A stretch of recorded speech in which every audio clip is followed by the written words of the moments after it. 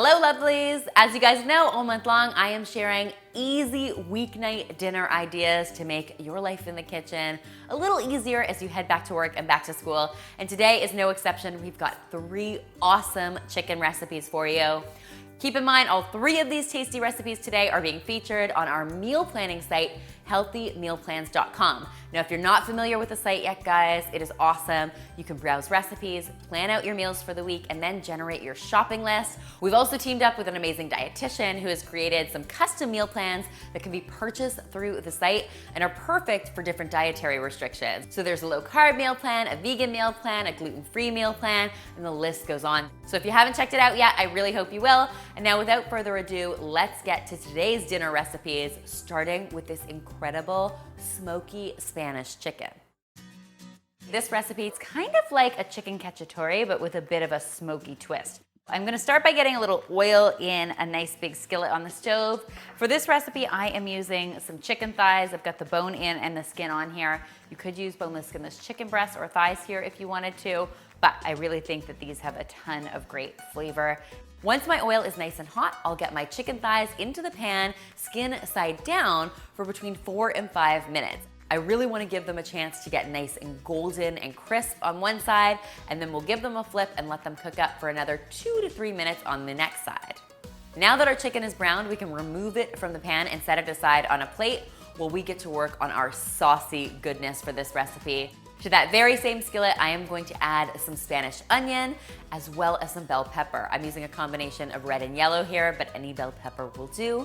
I'll let those cook up until they're slightly softened, maybe 2 to 3 minutes. Next, we'll add some garlic to the pan.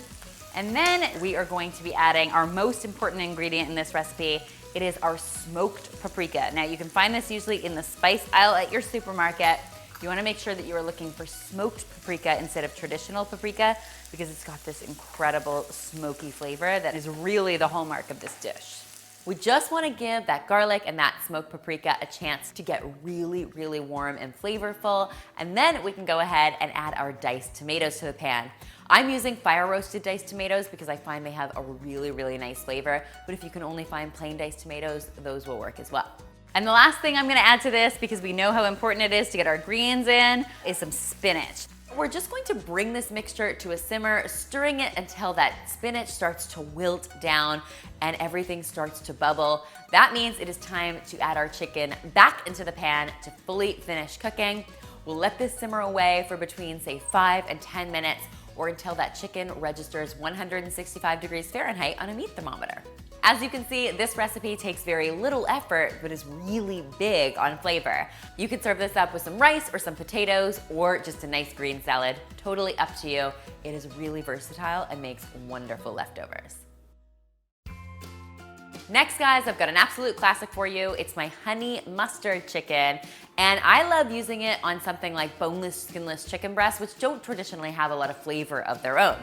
To get started, I'm gonna season up my chicken breast with a little bit of salt and a little bit of pepper. And then I've got some oil heating up in a skillet on the stove, and I'm gonna get my chicken into the pan and brown it on both sides, similar to what we did in our first recipe. While this is upside down, it's a good time to season up the other side, because you know we eat both sides, so it's important to season both sides. Once our chicken is browned on both sides, we can simply remove it from the skillet and cook up some finely diced yellow onion. We want to cook that up until it's nice and soft. It should only take a minute or 2 with all that heat. Once my onion is softened, I'm going to go ahead and add some garlic to this as well. The garlic only takes 30 seconds or so to reach its maximum flavor potential. Once that garlic is nice and fragrant, I'm going to add some chicken broth to this.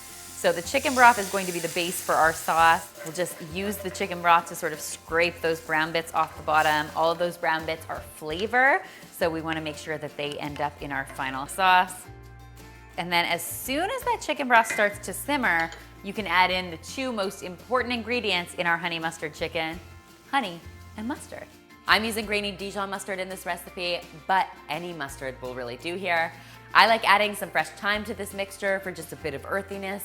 Now, you'll see this is going from soupy to syrupy, which means it is time to get our chicken in. We want to basically coat our chicken by flipping it a couple times in this yumminess. You want to make sure that you get ample flavor on all sides. And then we'll just let it simmer away over medium heat just until your chicken has reached an internal temperature of 165 degrees Fahrenheit on a meat thermometer. And you can serve the chicken up covered in this amazing sauce. This stuff is so tasty, guys. It's perfect for dinner, served up with some roasted potatoes, but I also love it for lunch over a salad. Finally, my lovelies, if flavor is what you are looking for, then you have come to the right place, because this coconut curry chicken is so packed with deliciousness, you're going to want to eat it every single day. And for those of you who have never tried making your own curry, but you're a bit curious, this is the perfect recipe. Now, for this recipe, I'm actually using some boneless, skinless chicken thighs that I've cut into cubes. You could do this with boneless, skinless chicken breasts as well. I find the thighs are a little more flavorful and a bit more tender, so that's why I like to use them.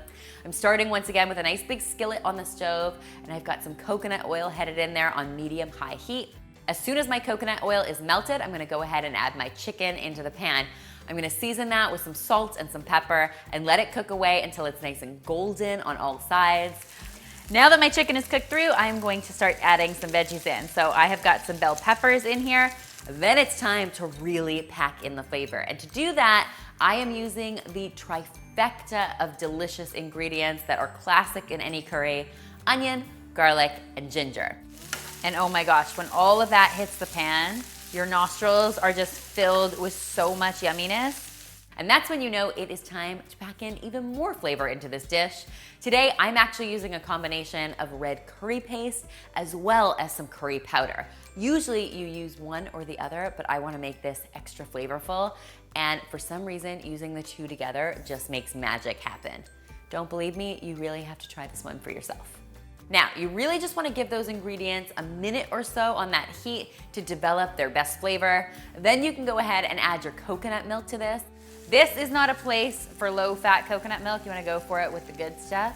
It just adds a ton of great richness to this, and it is definitely worth the calorie splurge, I think. Finally, we'll hit this with just a touch of brown sugar, give it all a stir, and let it simmer away. Now, this is a recipe that I would consider a quick curry, so you really only need to let it simmer for maybe 5 to 10 minutes. Of course, as with any curry, the longer it cooks, the better it is. But I promise you, if you only let it go for 5 minutes or so, it's still gonna be really yummy. For the finishing touches in this gorgeous curry, we have a little bit of lime zest and juice headed in here. We wanna add some freshness to this now that it's really warm and toasty and spicy. And then I just serve it up simply over some rice with some fresh cilantro. And my gosh, guys, that is a dinner made easy. Oh my gosh. The best part about being the cook is always getting the first taste. With all of that garlic and ginger, this is sure to curry what ails ya. I hope you'll give all 3 of these tasty recipes a try, and if you do, be sure to tweet me, Instagram me, or Facebook me a photo, because you know how much I love seeing your kitchen creations. Remember, all 3 of these yummy recipes are being featured on healthymealplans.com, which is our awesome meal planning site. It allows you to browse recipes, plan your meals for the week, and then generate your grocery list to take straight to the supermarket. You can find the link in the description box below. And finally, guys, if you haven't already, be sure to subscribe, because there is lots more dinner deliciousness where this came from.